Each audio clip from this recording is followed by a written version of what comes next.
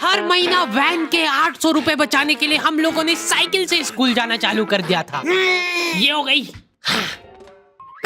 चार लौंडे थरथराती ठंड में साइकिल से स्कूल जाते हैं, ब्लेजर, टोपा, मफलर बांध बुंदा के। एक तो ये ब्लेजर बहुत अजीब था हमारे स्कूल का। 2 जेब थी हमारे ब्लेजर में और 2 ही अंदर की साइड थी। हमारे स्कूल वालों को लगा कि बाहर जेब का क्या ही यूज हो सकता है, इसलिए उन लोगों ने बाहर जेब ही नहीं दी। क्या करूं मैं इस जेब का? ठंडी लग रही है तो हाथ अंदर वाली जेब में ही डाल के चलना पड़ता था। कोनी से साइकिल चला के आते थे हम लोग स्कूल। सबको ऐसा लगता था कि हम लोग अपाहिज हैं। और फिर एकदम से हम लोग हाथ बाहर निकाल लेते थे।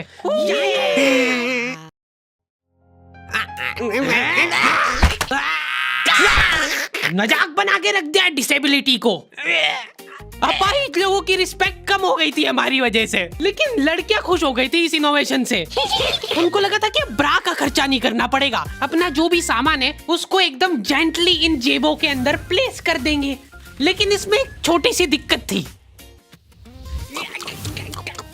स्कूल वालों ने लड़कियों के ब्लेजर में एक ही जेब रखी थी। तुम लोग नहीं समझोगे कितना मुश्किल होता है एक ही जेब में इतना सारा सामान घुसाना। हर रोज लेट होते थे हम लोग स्कूल, क्योंकि मेरी साइकिल की चेन ढीली थी। थोड़ी सी भी स्पीड बढ़ाते थे तो वो चेन उतर जाती थी। लेकिन पापा ने मेरे को प्रॉपर ट्रेनिंग दे रखी थी चेन चढ़ाने की। एक जना ऐसे खींचेगा टायर, उतने में अपने को पानी से फटाफट कस देना है। ये हो गई टाइट। बैग में पाना पेचकस रख के लाना पड़ता था मेरे को स्कूल, कि कभी भी रास्ते में चेन उतर सकती है। इमेजिन करो एक बार कि तुम चुपचाप वैन में बैठ के जा रहे हो, बीच सड़क में 4 लौंडे साइकिल पलटा के ये फटाफट क्लास में बैठे हुए मेरे को डर बना रहता था कि कोई गलती से मेरा बैग चेक नहीं कर ले। तो आज हम लोग पढ़ेंगे टेंस। सबसे घटिया, वाहियात, नीच टॉपिक लगता था मेरे को टेंस। पास्ट, प्रेजेंट और फ्यूचर तक बात ठीक थी। प्रेजेंट कंटीन्यूअस टेंस क्या होता है? सिंपल पास्ट, पास्ट कंटीन्यूअस, मतलब वो बीत चुका है पर चल भी रहा है। क्या है ये? कितना भी समझ लो इस टॉपिक को, एग्जाम में जाके तुमको अंदाजे से ही सेंटेंस चूज करना पड़ेंगे कि ये सुनने में अच्छा लग रहा है तो यही होगा सही। एग्जाम में इन्विजिलेटर हमको क्वेश्चन पेपर पे कुछ नहीं लिखने देता था। इनको ऐसा लगता था कि हम लोग क्वेश्चन पेपर पे आंसर लिख लिख के चीटिंग करेंगे। लेकिन हमारी क्लास के बच्चे एडवांस हो गए थे, ये पूरी की पूरी आंसर शीट एक्सचेंज कर लेते थे कि तू लिख के दे, को आता है तो। बोर्ड एग्जाम थी यार हमारी, और हमारे स्कूल वाले बोर्ड एग्जाम को बहुत सीरियसली लेते थे। अलकायदा टाइप ट्रेनिंग मिली थी हम लोगों को। एग्जाम देते हुए कहीं से भी बॉम्ब गिर सकता है, लेकिन तुम्हारे हाथ नहीं रुकना चाहिए, चाहे तुमको क्वेश्चन आता हो या ना, कुछ न कुछ लिख के ही आना है। हमारा एक ही मकसद होना चाहिए, आंसर शीट भरना। नहीं आए तो अभी कुछ भी लिख के आ जाओ। मेरे को ये नहीं समझ आता कि मैं कुछ भी कैसे लिख के आ जाऊं, मेरे को आता ही नहीं है, क्या लिखूं मैं? एक तो हमको इतना डरा धमका के भेजा गया था ना सेंटर पे, मैं नर्वसनेस में जाके अपना नाम भूल गया वहां पे। इन्विजिलेटर ने नाम पूछा, मैं सोच रहा हूँ क्या हो सकता है। बेटा नाम तुम्हारा। 2 मिनट।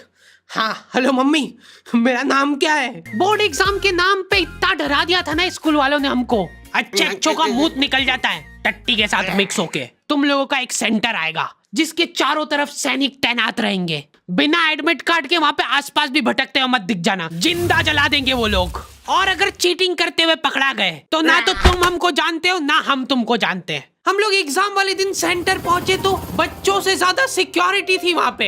आज तक इतनी सिक्योरिटी मैंने एयरपोर्ट पे भी नहीं देखी थी। आर्मी वगैरह खड़ी थी वहाँ पे टैंक लेके। वो सिक्योरिटी वाले एक एक रबड़ का रैपर निकाल के देख रहे थे कि उसके पीछे तो नहीं लिख के लाया कुछ।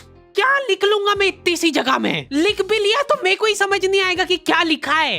कुछ चीजों का मेरे को लॉजिक ही समझ नहीं आया था कि तुम नंबर वाली घड़ी पहन के नहीं जा सकते हो, पहनना है तो कांटे वाली पहनो। उनको शायद शक हो गया था कि ये सारे लोग एक साथ कोऑर्डिनेशन करके बम नहीं फोड़ दे। उधर एक बच्चे की घड़ी का अलार्म बज गया और वो बजता भी बॉम्ब के टाइमर जैसा है। अलकायदा जिंदाबाद। जिस पाउच में तुम सामान ला रहे हो वो भी ट्रांसपेरेंट होना चाहिए। मेरे बैग में से इनको पाने पेचकस मिले थे, क्या जवाब दूं मैं इसका कि क्या यूज में आते हैं ये? उनको वहाँ पे डेमो करके बताना पड़ा कि ये यूज में आता है ये सब आइटम। फिर बाकी बच्चों ने भी कंफर्म करा कि हाँ देखा तो है हमने इनको रास्ते में ये हरकत करते हुए। ये सब देख के उन्होंने मेरे पाने पेचकस तो हाथों हाथ नाली में फेंक दिए थे। हमारे एक साथी की जेब में से ड्रग्स बरामद हो गए थे। अरे ड्रग्स नहीं है, ये इनहेलर है। इसको ऐसे सूंघते हैं, नाक बंद होती है तो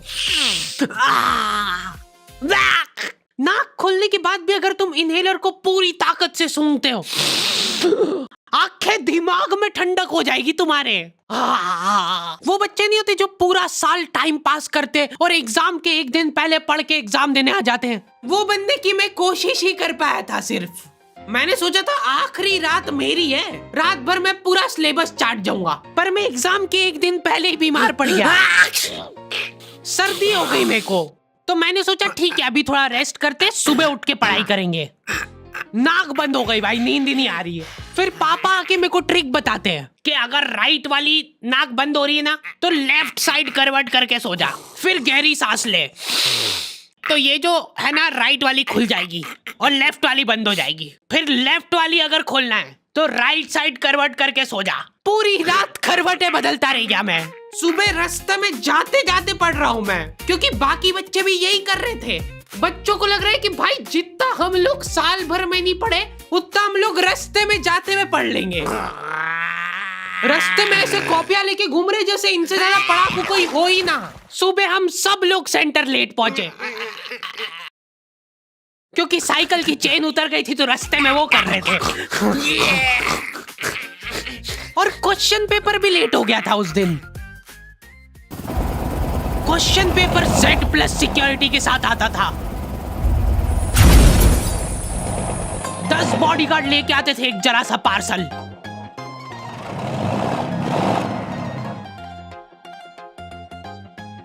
और फिर देने के बाद बोलते थे ये असली पार्सल नहीं है। असली नहीं है तो जोर से भी बोल सकते हो, ये असली पार्सल नहीं है।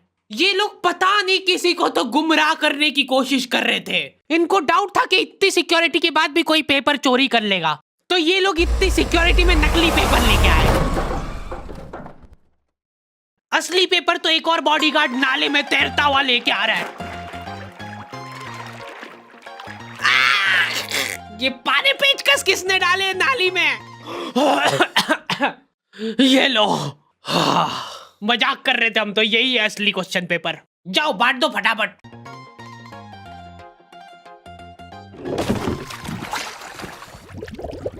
ये अपना आपस में एक दूसरे को गुमराह कर रहे थे। एक बार बस सोच के देखो कि ये सारी हरकतों के बाद भी अगर पेपर लीक हो गया, सोचो एक आदमी टेलीग्राम पे क्वेश्चन पेपर बेचने लग गया था, वो भी एग्जाम के महीने भर पहले से, तब तक क्वेश्चन पेपर बना भी नहीं था। तो अब जो आदमी हमारा क्वेश्चन पेपर सेट करने बैठा, उसने सोचा कि उसका काम इजी हो सकता है, क्यों ना थोड़ा सा स्मार्ट वर्क कर लिया जाए। उसी ने सबसे पहले वो फेक क्वेश्चन पेपर खरीदे और वैसे के वैसे चेप दिए। जिसने पेपर लीक करा था वो खुद सोच में पड़ गया कि ये कैसे हो गया। एग्जाम खत्म होने के बाद इन्विजिलेटर को बहुत मजा आता भाई कॉपियां छीनने में। एक सेकंड भी किसी को ज्यादा नहीं मिलना चाहिए। बस एक बार टाइम ओवर होने के बाद कैसे लिखा तूने? एक बच्चे ने खुद से कॉपी दे दी तो इनको डिसरिस्पेक्टफुल महसूस हो गया था। उसको वापस से कॉपी दे दी कि लिख ले थोड़ी देर और। जैसे ही लिखने लगा वापस छीन ली। ओके, तो दी एंड हो चुका है। पिछली बार मैंने तुम लोगों को 2.5 लाख लाइक का एम दिया था, जो कि तुम लोगों ने बहुत आसानी से कर दिए थे। तो इस बार एम रखते 3.5 लाख लाइक्स का। जैसे ही तुम लोग 3.5 लाख लाइक का एम कंप्लीट करोगे, अगला एपिसोड में सीधा अपलोड कर दूंगा। मिलते हैं नेक्स्ट वीडियो में।